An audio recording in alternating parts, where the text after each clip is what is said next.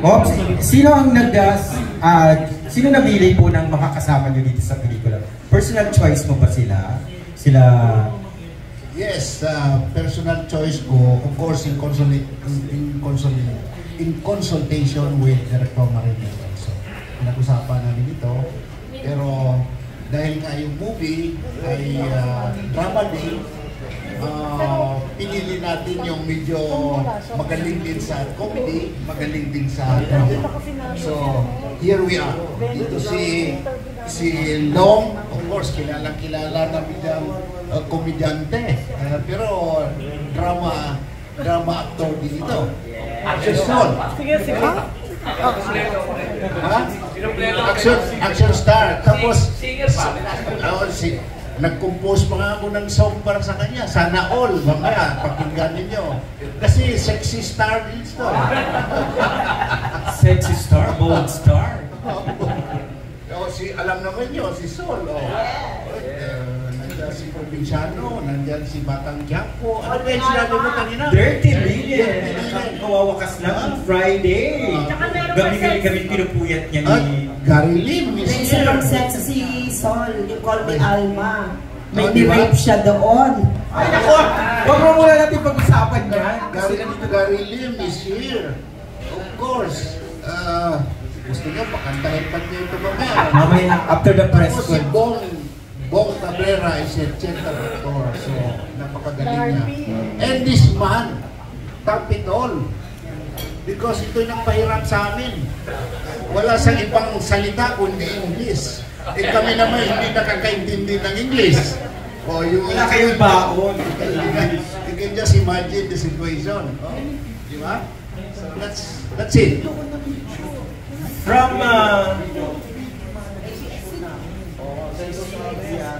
From ABS-CBN, may magtatanong sa iyo.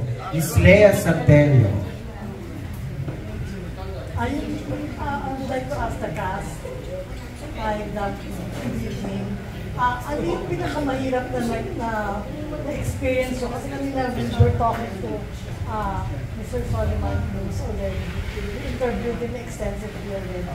So, pero sinabi niya yung init ng araw while shooting. So, baka kayo may i-share ang pinakamahirap na experience mo while shooting this film. Ang pinakamahirap na nangyari, yung sinaswab kami araw-araw. Talagang sumakit ang ilong namin na hindi ko maaga. Saswab kami, mga balita kami, may lagnat, doon kami kapag-kaba. Yun sa mga mabigat yun, ha? Oo.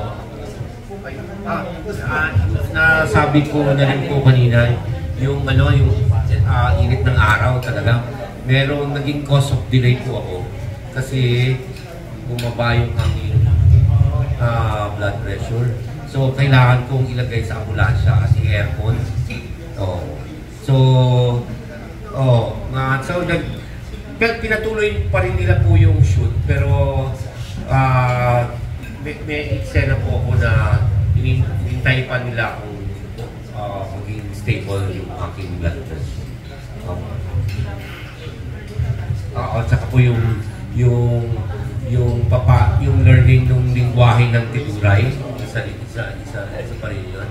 Pero kami naman po, maganda po yung ganap kasi meron po pinalipad ng mga Tiduray mula sa Mindanao, nakasama po namin. So habang kami naghihintay para sa eksena nila, sila ay nagtugtugan at kami lahat ay nagsayawan. Ano po?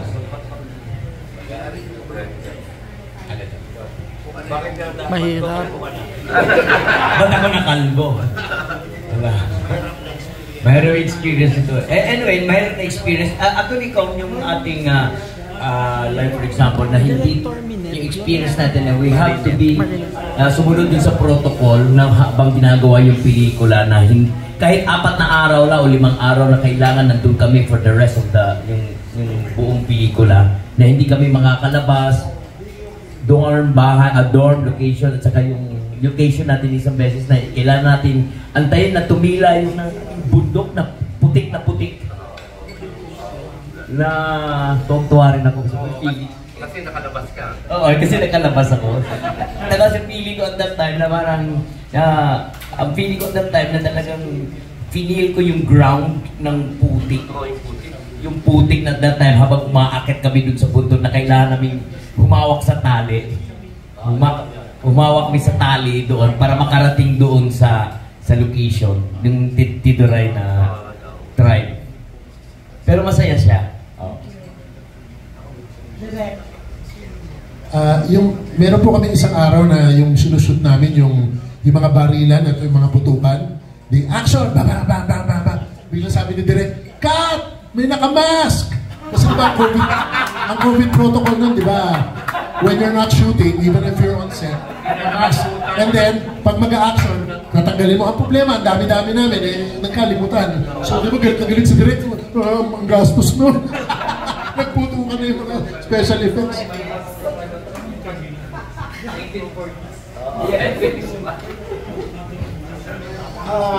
Ako naman, unang-una, ang napaka-hirap siguro sa akin, yung ma-fulfill ko yung expectations nila. Ma-fulfill ko yung expectations nila at saka yung ng publiko. Kasi introducing ako dito. And I did not undergo any kind of workshop on acting. So, pinilit kong sumabay sa kanila. So, kinakabahan ako along the way.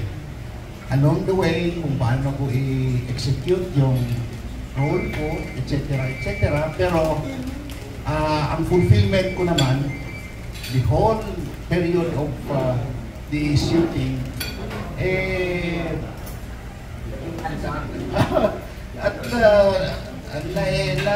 na-perform ko naman siguro yung movie. Kasi kayo nang maghuhusga later on pagka mapanood niyo sa cinema ko, yung paano ako nag-perform. Tapos pangalawa, kasi sa tribe namin, at that time, in 1941, walang tsinelas, walang sapatos. Papa kami lahat, sa lahat ng eksena. So, akyat ka ng bundok, papa, kung saan ka man, yun ang masakit talaga, hirap na hirap kami doon. Thank you, sir. Ang susunod na magtatanong mula sa Rider.ph, si Jojo Panalita.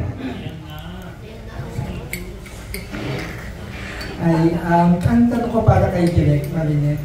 Buti po, tinuloy niyo pa din yung pelikula kasi ang hirap na gumawa ng action movie. Tapos ginawa niyo pa siya sa panahon ng pandemic. Nagkaroon ba kayo ng gano'n na i-postpone na lang muna natin? Or sige, tuloy natin kasi ganito? Nung time na yun kasi, actually mahirap talaga. Kasi nasa middle ng pandemic noon yun yung second wave yata yung biglang biglang tumaas ulit. So, ang hirap tumawid sa ibang probinsya. Pero since nandun na kami, tapos mahigpit kami noon. I don't know if you know Jamie Wilson. Si Jamie Wilson yung namin, yung aming safety officer na napakahigpit. Tinawid na lang namin, tapos tulong-tulong kami, nag-usap kami na sa tulong din ng mga kaibigan ni Kong. So, tinapos namin yung film. Kahit na medyo mahirap nga kasi noong time yun talagang walang uwian Tapos kailangan namin, may time pa na umulan, so talagang dire-diretso yung ulan. So, behind kami ng 1 day. So, nag-additional day kami, tapos may mga napaka-ambitious talaga nung film na to. Kung makikita nyo doon sa trailer, meron siyang nagpagawa ng mga effects. So, magastos siya, pero yung ginastos namin, kung tatanungin nyo kung yung overall na budget, hindi siya ganun kamahal. Kasi pinagkasya namin talaga. And syempre, during that time, kailangan ng mga tao ng trabaho, malaki rin yung tulong na naibigay natin sa mga kasama natin. Yun yung pinaka-importante. Kaya nagpapasalamat kami kay Kong yung time na yun. Kasi ngayon ang dami ng trabaho eh. Pero looking back during that time, my God, hirap na hirap yung mga tao talaga na, ayun, alam mo, kailangan natin ituloy yung trabaho natin eh. Wala tayong choice nung time na yun eh, di ba? Kahit pandemic, yung parang kalahati ng katawan mo nasa ano eh. Tinuloy pa rin, kasi wala eh. Magugutom tayo lahat pag nasa bahay lang tayo. So yun. Saka, second, sorry, sige po. At saka gusto ko lang banggitin yung dalawang university na tumulong para sa amin. Yung Pampanga State Agricultural University in the foot of Arayat, Mount Arayat. Doon kasi yung shooting area, yung venue. Sila talaga yung nag-sponsor sa amin kung yung tulugan namin, pagkain, etc. etc. Tapos, yung isang location naman sa TMNA, sa Zambales, sa Tingiting Merchant Marine Academy. Kung nakikita niyo, may mga military in uniform, ang mga kadete ng TMNA. At sila rin ang nag-sponsor sa amin doon, lahat ng needs namin tinulungan kami. So doon naging madali. In a way, nabawasan yung hirap na nadanasan namin doon sa shooting. Salamat po. Yung last question ko kay Direk pa din. Direk, can you tell us more about yung cast ng movie? Kasi di ba pag action movie, war movie, syempre may action. So kadalasan pag ganyan, mas kinukuha yung mga mas maliliksi. Or kung hindi man, yung bang mas may kadanasan na sa pag-action, but sa paggawa ng action, yung mga action movie stars, diba? Pero bakit sila ang napili in the end? Kasi in real life, sila talaga. Talagang noong time na yon, yung based sa kwento, ano to eh, based to sa story ng dad ni Kamadaman. Talaga noong time na yon, medyo may edad na sila. So, yung dad ni Commissioner gusto pumasok doon sa sa USAFE. So, sumama yung iba. So, ganun talaga. As in, hindi talaga sila very fit noong time na yon. So, talagang wala silang alam kung ano yung pinasok nila. Gusto lang nilang, gusto lang nilang tingnan. Magkasama na, parang ganun. So, pagdating doon, yun nga yan eh. So, panoorin nyo kung ano yung nangyari sa kanila. So, yun talaga. Kinas talaga namin sila ng gano'n. At saka yung ano siya, ang intention talaga namin ni Kong is hindi sila magpapatawa, hindi to slapstick, ito ano. So si Long, makikita niyo si Long doon kung paano nag-drama si Long, tsaka si Gary, ibang Gary at Long ang mapapanood nyo. Kasi walang, napaka-natural nung script, yung comedy. Talagang wala siyang hindi siya slapstick na yun lang.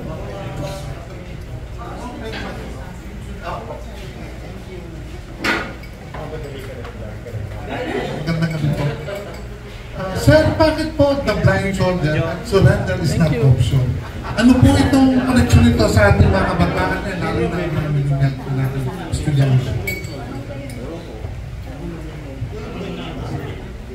Thank you very much for that question. Ilang tao na rin lang nagtanong sa amin ganyan, bakit blind soldiers? Basically, blind soldiers kasi yun yung tawag sa kanila sa training. Kasi number one, palagi silang napaparusahan yung mga kadete dahil hindi makasabay yung mga grupo namin dahil wala, 0 grade.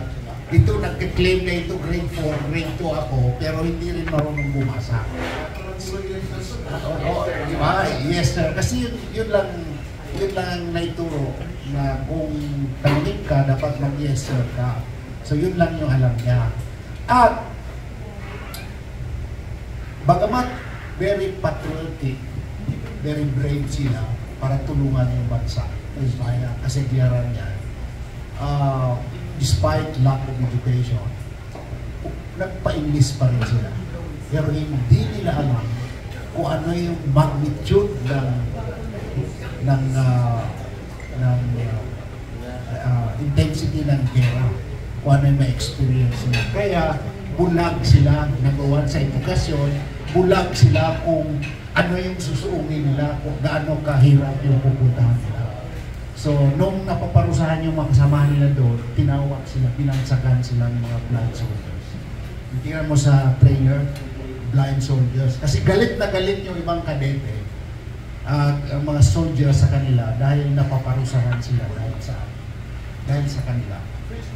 That's the narrative behind the blind soldiers as a title. That's a dialogue. Kasi fall of Bataan in 1941-42, bumagsak ang Bataan, bagsak ang entire USAPE in the Philippines. Surrender. The order was for the USAPE to surrender. Talaga nag-surrender, di ba? After the fall of Bataan, surrender ang USAPE. Pero kami, sila noon, they did not surrender. They did not surrender. Tingnan mo, may dialogue doon, huwag na huwag tayong susukong sa mga Hapones. Mga Hapones. Yun, surrender is not really an option. We continue to fight, and in the end, 14 days sila ang journey nila from Balay-Balay ng Kingdom. Nilakad nila over the mountains. Umuwi ng ubig Maguindanao. Cotabato pa at the time, it's not Maguindanao province, Cotabato province pa at the time. So hindi talaga sila sumurrender sa